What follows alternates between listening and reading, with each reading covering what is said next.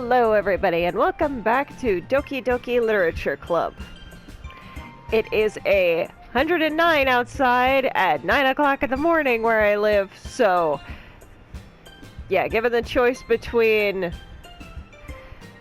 a horror game based off of a dating sim and the temperatures outside, I think the temperatures outside are closer to hell, so while we're still in the normal section,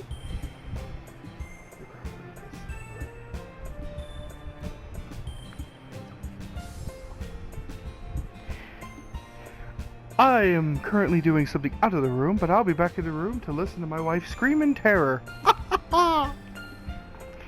luckily we're still at the parts where it's creating a baseline of what you would expect of a dating sim.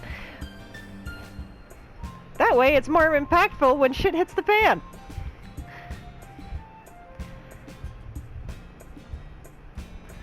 Apparently where we left off, Sayuri was saying it was a lot of fun. Well, I'd say it was worth it. It was alright. Well, mostly. Taz, how about you? Yeah, I'd say the same. It was a neat thing to talk about with everyone. Awesome! In that case, we'll do the same thing tomorrow. And maybe you learned something from your friends, too. So your poems will turn out even better. I think to myself, I did learn a little more about the kinds of poems everyone likes. With any luck, that means I can at least do a better job of impressing those I want to impress. I nod to myself with newfound determination. Yes! Ready to walk home? Sure, let's go. Sayuri beams at me. It truly has been a while since Sayuri and I have spent this much time together. I can't really say I'm not enjoying it either. Sayuri? About what happened earlier. Ah? What do you mean? You know, between Yuri and Natsuki? Does that kind of thing happen often? No! That's really the first time I've seen them fight like that. And I feel really bad about dragging her into the middle of it. I promise, they're both wonderful people.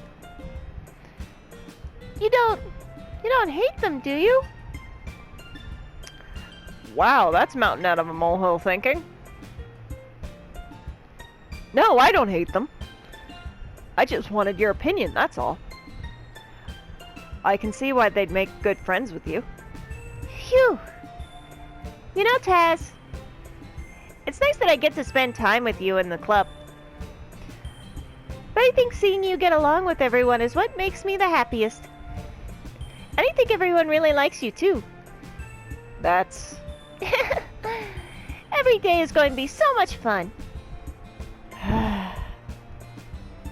It looks like Sayuri still hasn't caught on to the kind of situation I'm in. Sure, being friends with everyone is nice, but does it really need to stop there? We'll just have to see what the future holds, Sayuri. I pat Sayuri on the shoulder. I said that more to myself than her, but it's easy to use Sayuri as an internal monologue sometimes. Okay. Yeah. Let's do this.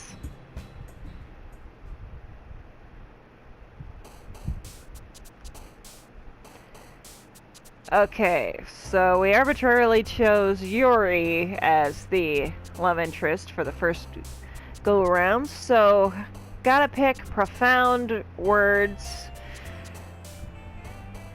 of somebody who is intelligent and speaks intelligently. Melancholy. Existence. Shame? Oh, you poor little red bow-haired baby doll.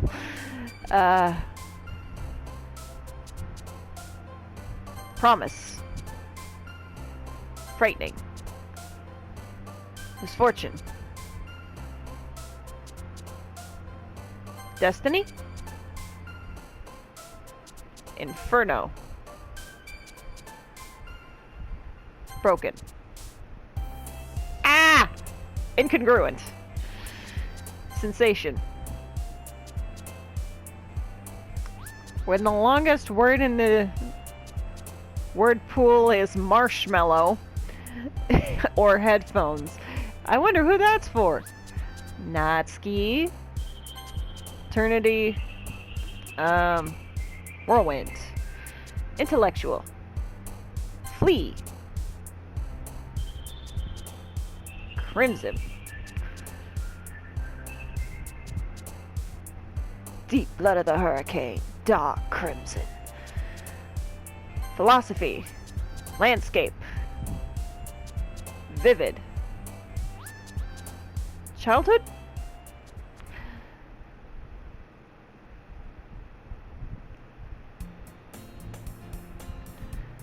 Another day passes and it's time for the club meeting already. I've gotten a little more comfortable here over the past couple days. Entering the club room, the usual scene greets me. Hi, Taz! Yo, Sayori. Looks like you're in a good mood today. I'm just still not used to you being in the club, that's all. I see. That's a pretty simple thing to get you in a good mood. But I guess it's always simple things with you anyway. Have you not been paying attention to the tallies, dude? Every time we write a poem, it's always the darkest words that get her to jump up. Speaking of which, I'm kind of hungry. Will you come with me and buy a snack? No thanks. That's not like you at all. I have my reasons. Why don't we take a look at your purse, Sayori? Why's that all of a sudden? No reason, really. I just wanted to look at it. Sayori nervously retrieves her coin purse. She fumbles with the latch and gets it open. Then, she turns it upside down and lets the contents spill onto the desk. Only 2 small coins fall out. I knew it. I can see right through you, Sayori. That's not fair. How did you even know? It's simple. If you had enough money in the first place, you would have bought a snack before coming to the club room.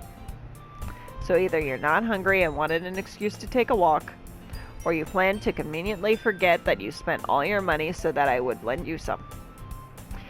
But there's one more thing. You're always hungry.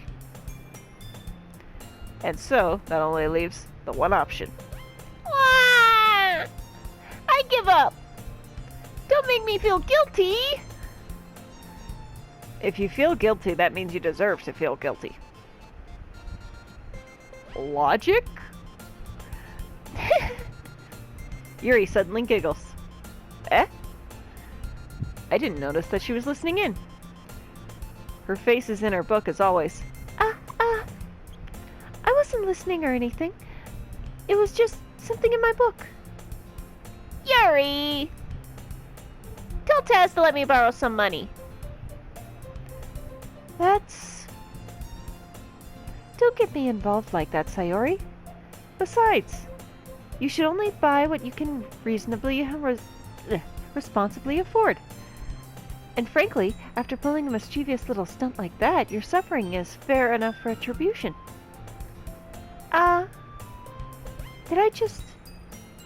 I didn't mean that. I got too absorbed into my book. I really like when you speak your mind, Yuri. It doesn't happen much, but it's a fun side of you. There's no way you could think that. You were right, though. I did something bad, and now I have to accept the revolution. Retribution. Bat. Still, coming from you, Sayori, I guess there's a little devil inside all of us, isn't there? Don't let her fool you. Sayori knows exactly what she's doing. After all, she told you guys she was bringing me to the club before she even told me. But...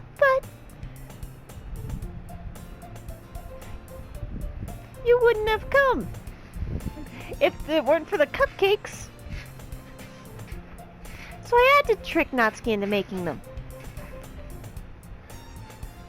Come on, give me some more credit than that, Sayori.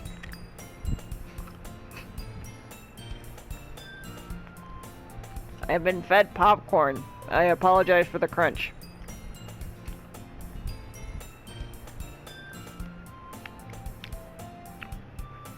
Stop giving me snacks. I'm not Sayori.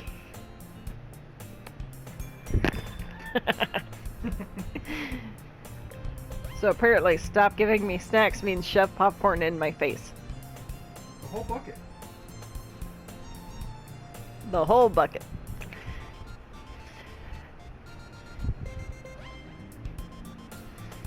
Out of nowhere, something smacks Sayori in the face and tumbles onto the desk. Whack! Yeah! Ow! What was? A cookie? Sure enough, it's a giant cookie wrapped in plastic. Sayori glances around. Is this a miracle? It's because I paid my restitution! Retribution. Retribution. Actually, that one almost worked. I was just gonna give it to you. But then I heard you blab about the cupcakes. It was totally worth seeing your reaction, though. Natsuki! That's so nice of you! That was nice? I'm so happy! Sayori hugs the cookie. Not the person who made the cookie. The cookie. Jeez, just eat it. Sayori rapidly tears open the wrapper and takes a big bite. So good! Mm.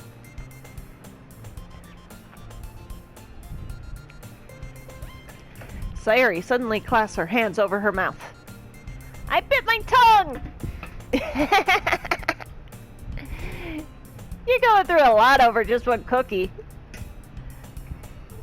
Natsuki takes a bite of her own cookie. Aw, yours looks really good too, Natsuki. Can I try it? Jeez. Bakers can't be choosers. But yours is chocolate. Yeah? Why do you think I gave you that one? Fine. Still, I'm really happy that you shared this one with me. Sayori gets out of her seat and goes behind Natsuki, then wraps her arms around her. There's something not right about that picture. I'm gonna murder you. Yeah, that's it. In the deep of the night, when you think you're safe, I'm gonna shove my giant cookie up your arse. This message brought to you by Macho Man Randy Savage, apparently. Oh yeah! Ah, jeez. Oh jeez! I get it. Cookie still in hand, Natsuki reaches up to nudge Sayori off of her. Oh. Sayori suddenly leans down and takes a bite out of Natsuki's cookie. Hey! Did you seriously just do that?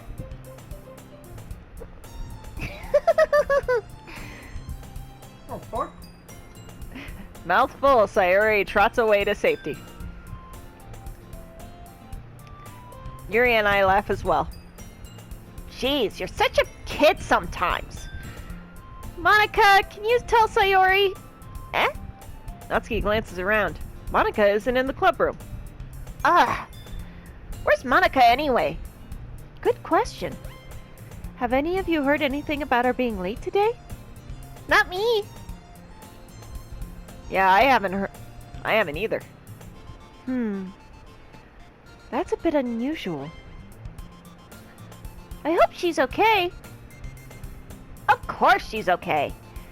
She probably just had something to do today. She's pretty popular after all. Eh? You don't think she has a... I wouldn't be surprised.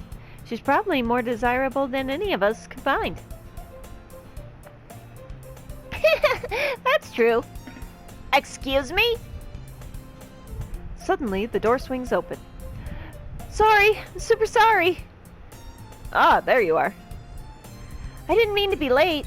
Entering the ring, the mass, the one, the terror, Manoka. Macho Man is scared. I hope you guys weren't worried or anything. Eh? Monica chose the club over her boyfriend after all? You're so strong-willed! Manoka. Boyfriend?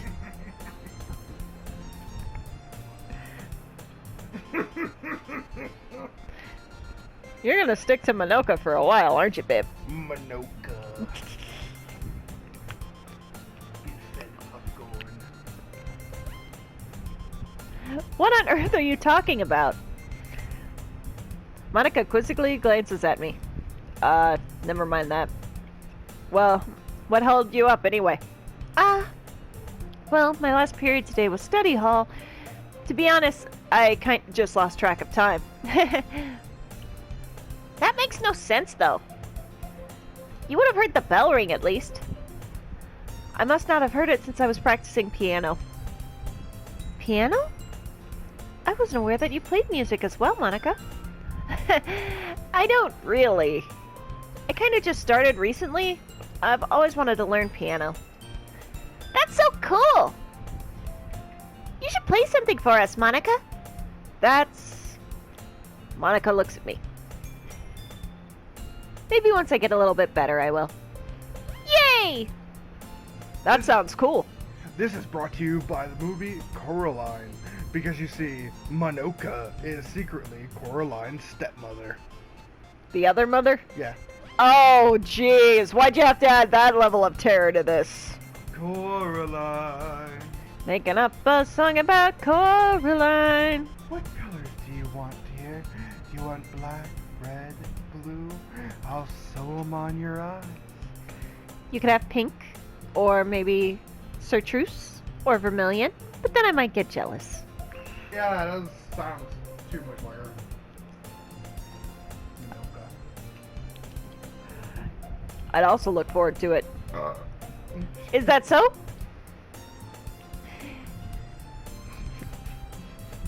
Jeez, babe, cool it on the popcorn. It's delicious. Have some. In that case, I won't let you down, Taz. Monica smiles sweetly. And somewhere between the booty bump and the whip-like ponytail, all of the other girls disappeared. Yeah. I didn't mean any pressure or anything like that. Don't worry. I've been practicing a whole lot recently. And I'd really love the chance to share once I'm ready. I see. In that case, best of luck. Thanks. So I didn't miss anything, did I? Not really. I chose to leave out Sayori's mischievous escapade. I'm sure Natsuki will end up complaining to her anyway. It looks like everyone has already settled down. Sayori somehow already finished her entire cookie. Yuri is back to her book, and Natsuki disappeared into the closet. Hey, Yuri? Eh? I suddenly noticed that Yuri is reading a different book from the one we've been reading together. Sorry, I didn't mean to interrupt. No. I was just kind of waiting for you. If that's the case, why don't we go ahead and get started? Yes, let's. Actually, I have a request. Do you mind if I make some tea first? Not at all. Thanks very much. If there's one thing that can make a reading time any better, it's a nice cup of tea. Or a warm blanket. I like to read wrapped up in a warm blanket. Not to mention for yourself as well. Yuri stands up and makes her way to the closet. I follow and watch as she retrieves a small water pitcher from the shelf, the kind with a filter inside. Can you hold this for a second? Sure.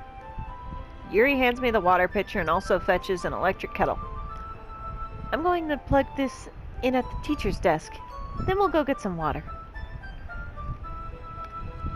She walks past me and sets the kettle down on the teacher's desk. I simply watch her movements. To my surprise, the way she moves really contrasts her speaking mannerisms, especially because her long legs, Yuri appears elegant and methodical. Oh, may I have the water pitcher? Thanks. I'll be right back. I want Yuri to wrap those long legs around me. I don't think it's that kind of game. But it has heart.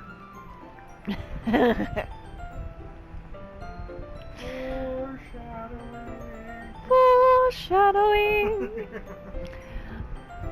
I might as well walk with you. Yeah? Why not? Shall we go then? Yeah. Huh? Where are you two off to? We're just... Yuri was going to make some tea, so I suddenly realized how weird it sounds to explain this to Monica. We're just filling the water pitcher. Ah, okay. Sorry, I was just a bit curious. Nosy bitch. That's kind of a one-person job, isn't it? That's... Monica, please mind your own business for once. Damn!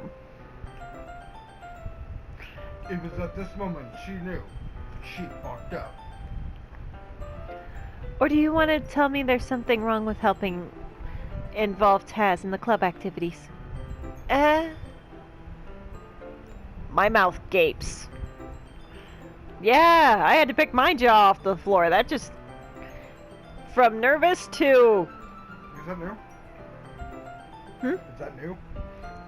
Yeah, before she was, like, really nervous, and she just stood straight up to Monica. Like, it's none of your damn business, is it? She went from Yuri to Serpentius.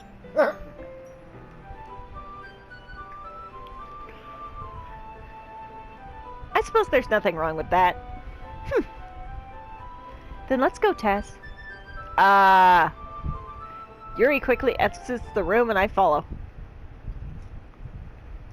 Once in the hallway, she suddenly puts her forehead against the wall. There's the Yuri I know! I spoke without thinking. How could I say something like that? Because you're bootylicious? Yuri. I just... Something about the way she said that made me feel so irritated. What's wrong with me? No, Yuri. I think you did the right thing. I wasn't expecting it, but it's also not right for Monica to judge people like that. Taz, how come even when I do something bad, you're being nice to me? Because nothing that you do is as bad as you make it seem in your head. Nobody's perfect. We have emotions. We can't always hide them anyway. But you always amplify things in your head. Your mind turns a light rain shower into a hurricane. Minimalization and maximization. Yeah. Learned about that from my therapist. Why is she so fucking cute in that position, though? Well, she's playing with her hair, she's blushing, and her body's facing forward, but her head is turned away. All of that just says shy. Hey, babe. Yep. You should grow your hair out that long and turn it purple. I don't think I could deal with the migraines. That is heavy. Yeah.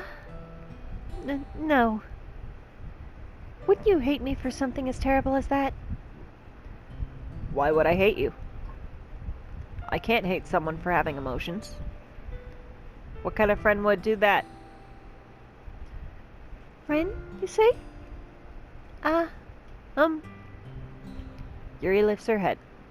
Taz, I really like being friends with you. Thanks, Yuri. I like being friends with you too. I feel kind of awkward saying something like that. But I'm doing my best to help Yuri feel better. Anyway. Yeah? Shall we go? Yeah.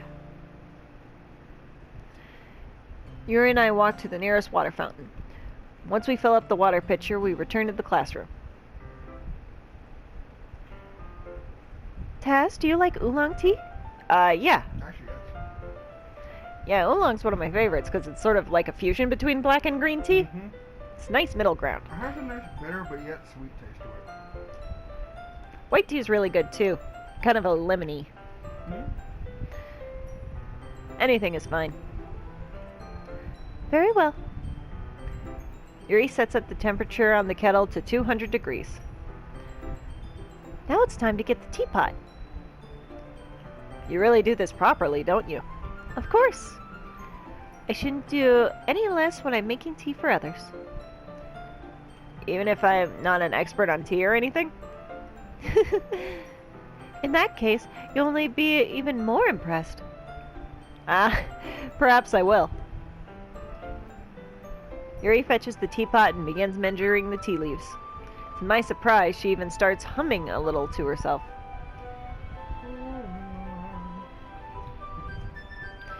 You must be in a good mood now. Is that so? I was letting it show.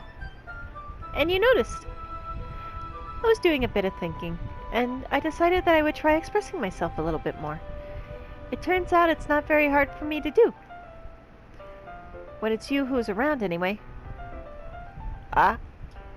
That's great, Yuri. Just don't push yourself too much. You're always worrying about me, Taz. It's very endearing. That's... Yuri wasn't kidding. I don't even know if I can keep up with this. I watched Yuri pour a cup of tea for each of us. Taz, I have another request. Do you mind if we sit on the floor today? Eh? Why's that? It's a little bit easier on my back. I can read with my back against the wall rather than bending over at my desk. Ah, sorry, I didn't realize. No worries. I just have back pain fairly regularly, so I do my best to manage it. Is that so? Back pain regularly. Yuri, I hate to be the one to tell you this, but I think you might need to get a reduction. Or hair. Yeah, or a haircut. I think she'd be cute with short hair. I could see her with something like what Natsuki has.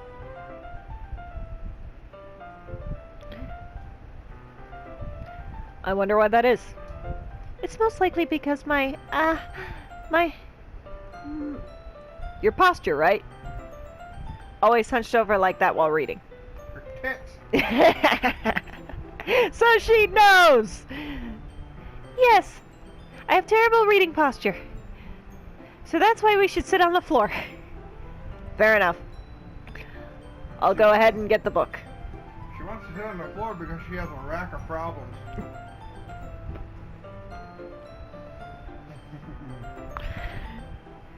It's a real booby trap, isn't it? Oh, the tatas are real. I retrieved the book from my bag. Ah, I have some chocolate as well. It's a bag of small chocolate candies that I kept it hidden from Sayori's candy radar. I take it since it'll go well with the tea. Yuri and I sit against the wall, teacups at our sides. As if in sync, we assume the same reading position as last time, each holding one half of the book, except this time, our bodies are even closer to each other. I can't see too well. Yuri slides closer until our shoulders are touching. How am I supposed to focus on reading like this? Yuri was always kind of cute, but when she's being less apprehensive is almost more than I can handle. Your teacup. Yuri hands me my teacup. Holding it with my hand that's not holding the book, I end up in the position that makes it even harder to focus. Because now I need to worry about making sure I don't accidentally touch her chest. Meanwhile, Yuri hasn't noticed a single thing. She wears her intense reading expression, and I can only presume the world around her has faded away. I use all my willpower to focus on reading. After a few minutes, I finally manage to relax a little. I put the teacup between my legs and fumble with the chocolate wrapper. Sorry. I briefly let go of the book and finish opening the wrapper. You can have as much as you want. That's okay. I won't take any. Are you sure? Well, if I touch it, then it might get smudges on the pages. You're right. I didn't even think about that. My bad. No need to apologize. I'll hold the book, okay? Are you sure? Of course. That's an even cuter expression! That is adorable! I want to hug her and love her and watch her heart fall out. Too dark. Too dark this early on. I cannot help what I know. And I can't help what I know, but you told me no spoilers! Hey. We just gotta give a heart. Fine, I'll take a stab at it.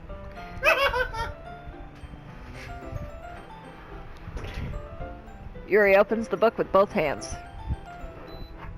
She holds it so that I don't have any harder time reading from it. But as a result, her left arm is practically resting on top of my leg. Well, in that case, Yuri is already focused on reading again. I take a chocolate candy and pop it in my mouth. Then I take another chocolate and hold it up to Yuri. She doesn't even look away from the book. She simply parts her lips as if the situation was completely natural. But that means I can't stop here. I apprehensively place the chocolate in her mouth. Just like that, Yuri closes her lips over it. Well, that's cute. Yuri's expression suddenly breaks. Did I just... Yuri looks at me like she needs to confirm what just happened. Tess? Sorry. I guess I shouldn't have done that. Well, you were just helping. That's something that friends do, right? I mean, not really in this kind of context, but yeah. That's all it was. Yeah. Then you don't need to stop or anything. I see. The situation has gotten really tense. Yuri tries to return to the book, but I can tell just by her expression that even she can't focus now. My heart is pounding. I nervously take another chocolate between my fingers, but this time, Yuri's eyes meet mine. How did it even come to this? Yuri doesn't avert her gaze. I notice her chest rising and falling to the rhythm of her breaths. I raise my arm.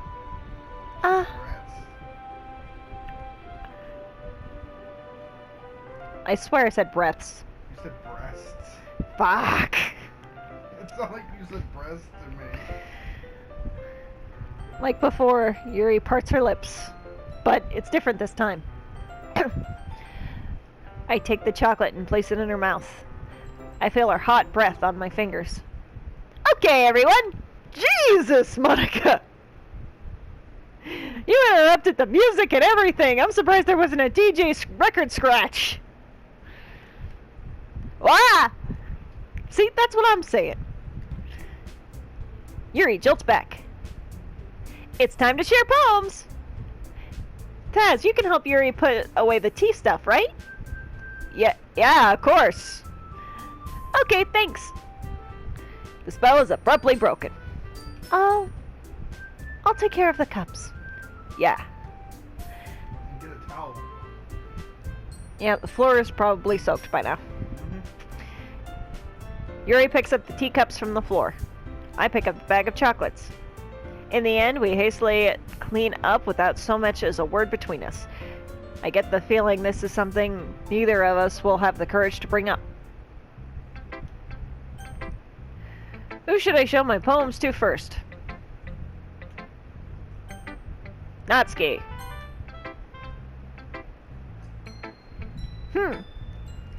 Well, I can admit it's better than the last one. It's nice to see that you're putting in some effort. That's good. But I still don't like this at all. It's trying too hard to be serious. Eh? What do you mean by that? Poems don't need to be all deep sounding and express something. It's going to just sound like you're forcing it unless you really don't suck at it. Honestly, don't bother trying to write poems like this until you're on Yuri's level. Sure. Natsuki stopped short all of a sudden. Don't tell me. Eh? You're not just trying to impress Yuri, are you? What are you talking about? And keep your voice down. You know Yuri would love this kind of.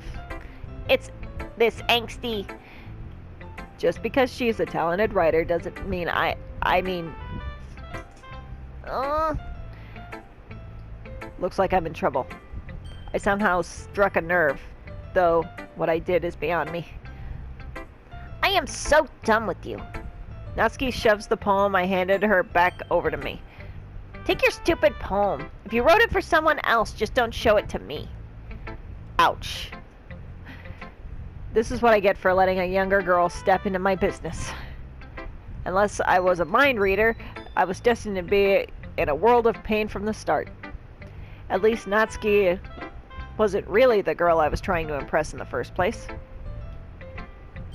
Let's give it to the girl you are. Yuri next. Yeah.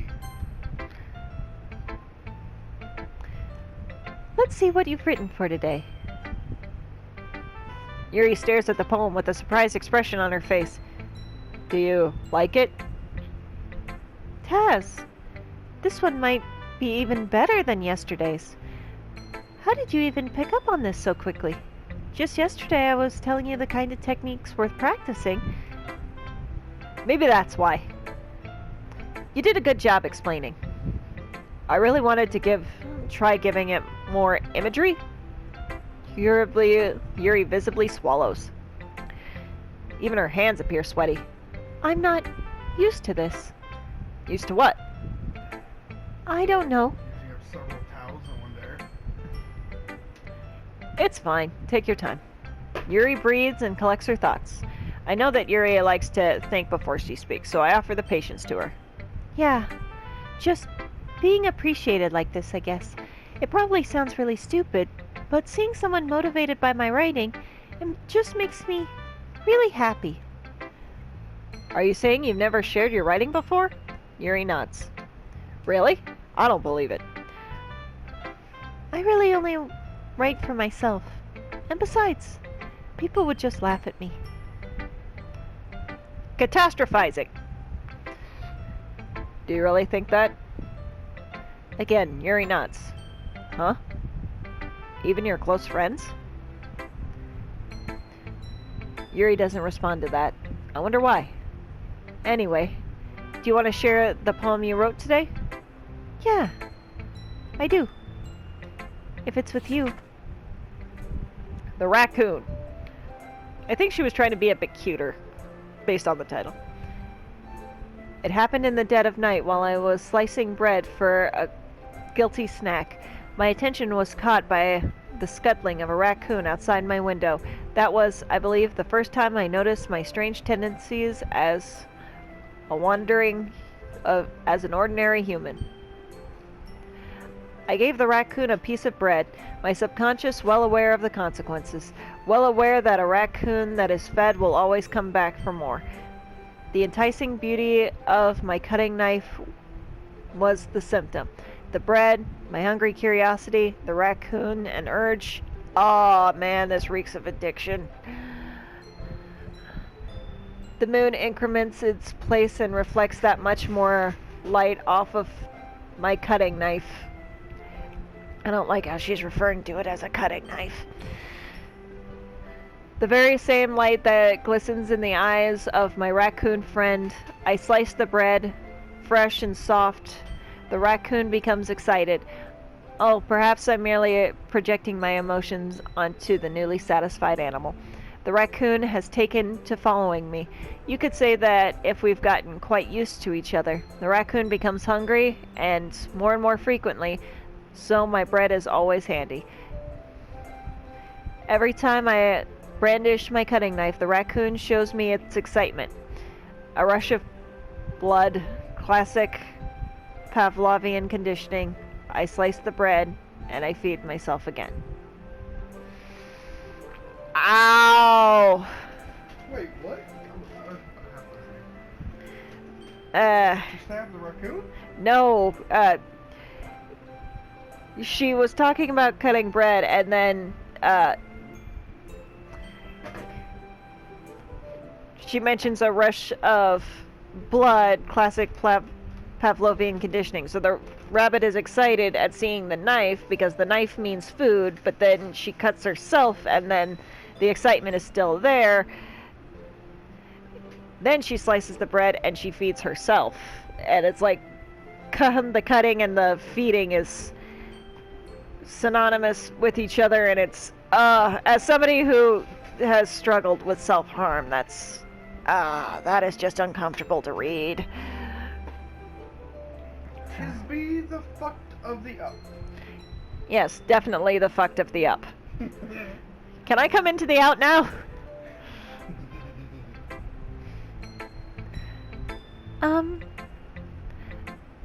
I was a little more daring with this one than yesterday's. No shit!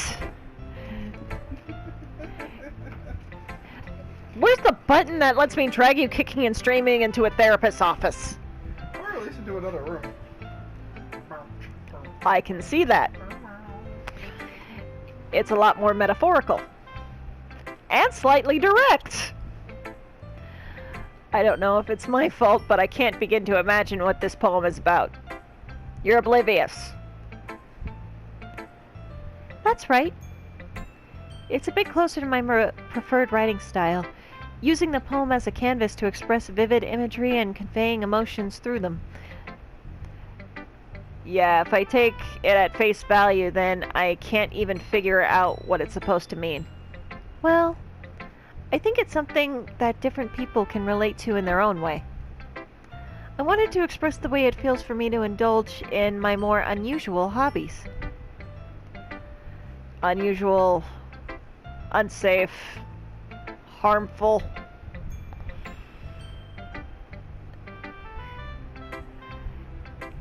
It's those sort of things I'm usually forced to keep to myself, so I sometimes enjoy writing about them.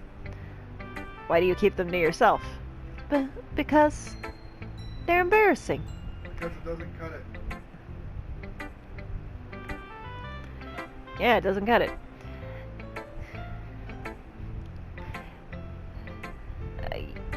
You know what? That was distasteful. Can we not make puns like that?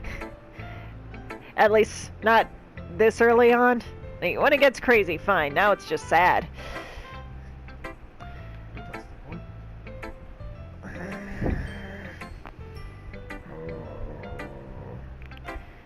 And people would make fun of me.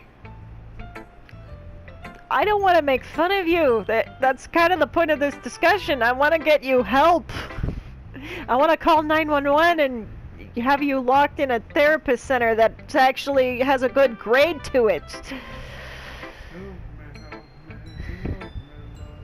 Don't you have anything like that, Taz? Well, yeah, I guess so. I guess I do. I feel like everyone has a little something like that. The best we can do is respect each other and our individualities, even if it's difficult sometimes and some things make us uncomfortable.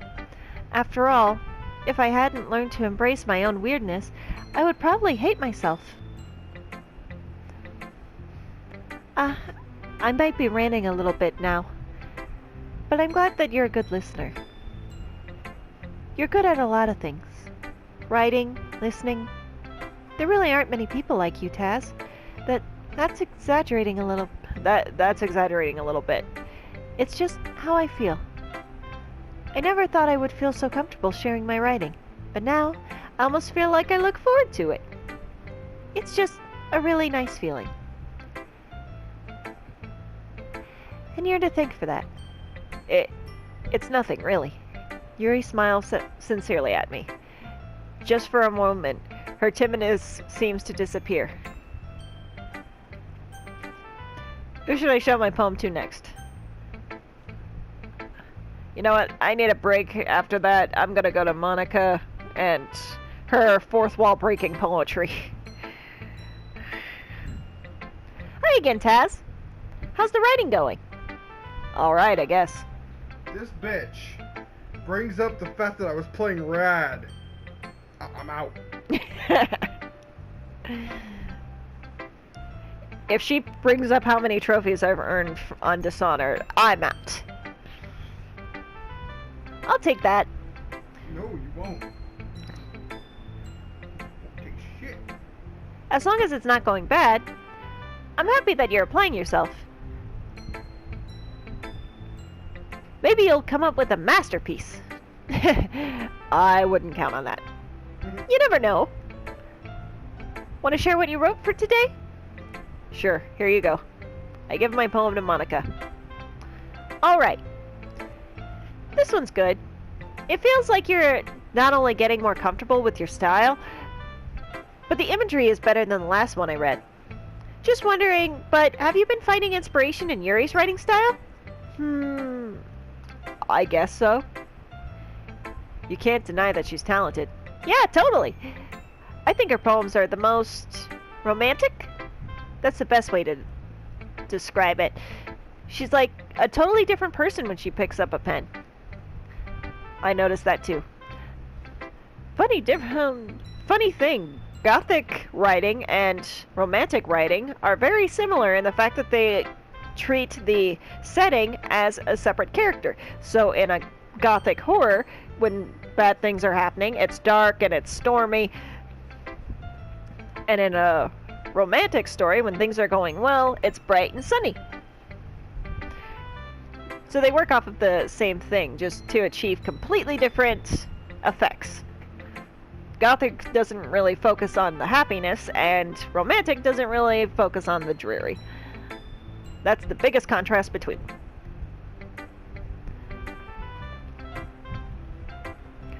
Or when she's talking about literature, it's like a light turns on inside her.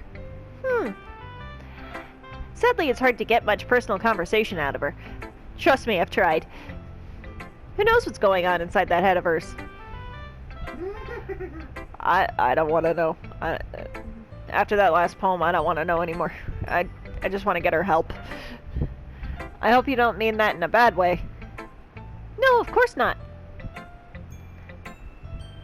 I just mean that I wish she didn't keep so much to herself. But still defending her like that, you must be pretty into her. Eh? You completely misunderstood. Calm down, I'm kidding. Besides, I'm pretty sure she's already got a boyfriend. Wait, really? Yeah, a fictional one anyway. Monica kind of whispers that last part to me. It's just a hunch, but... well, there's not really anything wrong with that.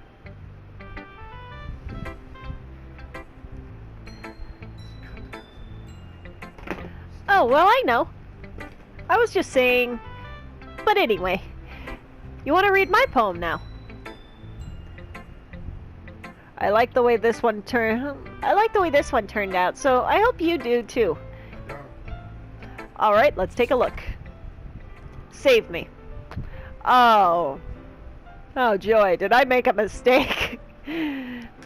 The colors, they won't stop. Bright, beautiful colors, flashing, expanding, piercing, red, green, blue. The colors of a TV set. An endless cacophony of meaningless noise. The noise, it won't stop. Violent, grating, waveforms, squeaking, screeching, piercing, sine, cosine, tangent. Code. Like playing a chalkboard on a turntable. Ah, that sound hurts to think about. Like playing a vinyl on a pizza crust. An endless poem of meaninglessness. Load me. Oh, why'd you have to end with load me? That just sounds... that sounds like a pickup line for computer nerds. Oh my goodness. import USB into my slot.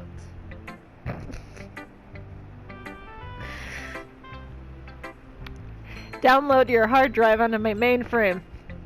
Come at me with that terabyte. I have the space. It's even more abstract than your last one, huh?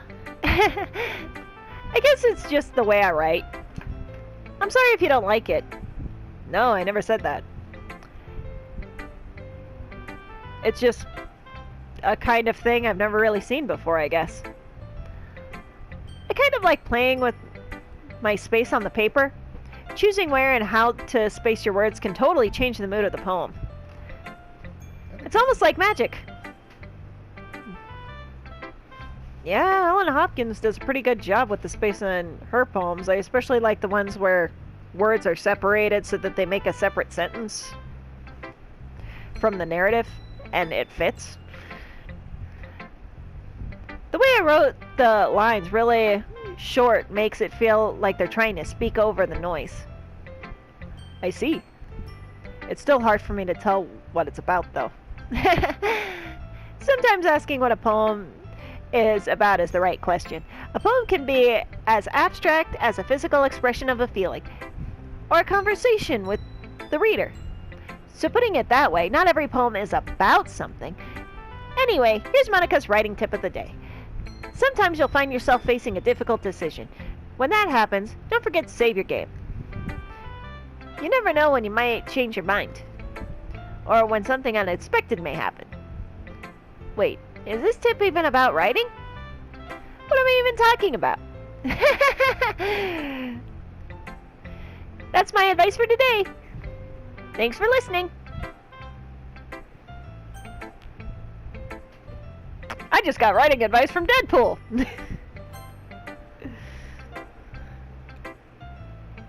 Oh, I like this one, Taz. It has some nice feelings in it.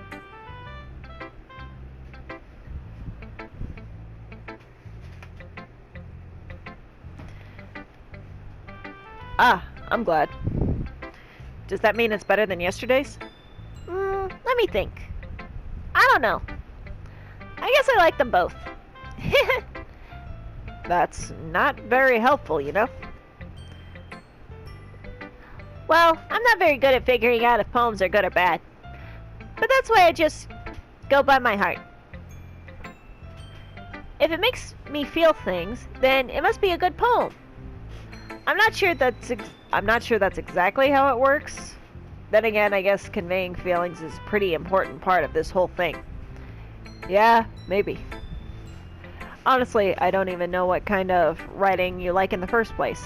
Yeah, me neither.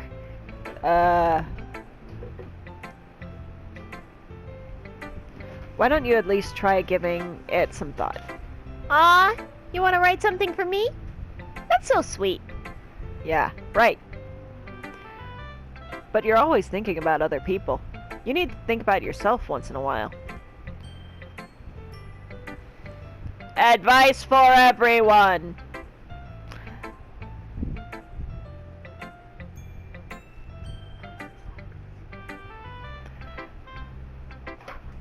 If you don't, you might end up getting hurt at some point. Eh? Well, I don't really know what you mean, but I'll try to keep that in mind. Foreshadowing! Well, whatever. Anyway, let's see. I guess I like happy poems? Wait, sometimes I like sad poems too. Sometimes a little bit of both. There's a word for that, right? What's the word I'm looking for? Bittersweet. Yeah. I like things that are happy and things that are sad. Happy and sad. I can't see you liking something sad, Sayuri. Well, I like happy the most. But sometimes when you have a little rain cloud in your head, a sad poem can give the rain cloud a little hug. And make a nice happy rainbow. Oh my god, that is so cute. Oh, you rainbow child. Sayuri, that's unexpectedly poetic. Eh? It is? Maybe I'm getting better at expressing my feelings after all. Thanks, Taz. I should go write that down then.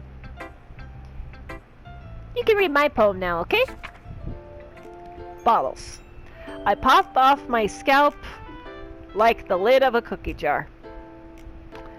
Well, that's vivid. It's the secret place where I keep all my dreams. Little balls of sunshine, all rubbing together like a bundle of kittens. I reach inside with my thumb and forefinger and pluck one out. It's warm and tingly, but there's no time to waste. I put it in a bottle to keep it safe. And I put the bottle on the shelf with all the other bottles. Happy thoughts, happy thoughts, happy thoughts in bottles all in a row. If you only push in the happy thoughts, then all the negative emotions don't get the chance to be worked through. Each bottle a starlight to make amends. Sometimes my friend feels a certain way. Down comes a bottle to save the day. Night after night, more dreams. Friend after friend, more bottles. Deeper and deeper my fingers go, like exploring a dark cave, discovering the secrets hiding in the nooks and crannies. Digging and digging, scraping and scraping. No, Sayuri, don't set yourself on fire to keep others warm. I blow dust off my bottle caps. It doesn't feel like time elapsed. My empty shelf could use some more. My friend looked through my locked front door. Finally, all done, I open up and in comes my friend. In they come, in such a hurry. Do they want my bottles that much? I frantically pull them from the shelf, one after another, holding them out to each and every friend, each and every bottle. But every time I let one go, it shatters against the tile between my feet. Happy thoughts, happy thoughts, happy thoughts, in shards all over the floor. They were supposed to be for my friends who aren't smiling. They're all shouting, pleading, something, but all I hear is an echo, echo, echo, echo, inside my head. Ah! It's not your responsibility to make other people happy. It's... if you're at capacity, you gotta have the strength to tell people no, so you can help them later on with full force, you know? This is just...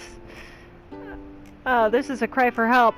Therapy for everybody! Everybody gets dragged kicking and screaming to the therapist's office. Everyone goes to the ER. Holy crap. Sayuri, did you really write this? Of course I did. Didn't I tell you yesterday I was gonna write the best poem ever? Yeah, but... I mean, I didn't expect something like this coming from you. Monica taught me a whole lot. I've been really in touch with my feelings recently. I see that. It's almost kind of creepy. Creepy? Well, not exactly. Maybe because I'm too used to you being cheerful. Well, never mind. I'm thinking too hard about it. The point is, it came out good, so you should be proud of it. Aw, thanks. I feel like I was meant to express myself this way.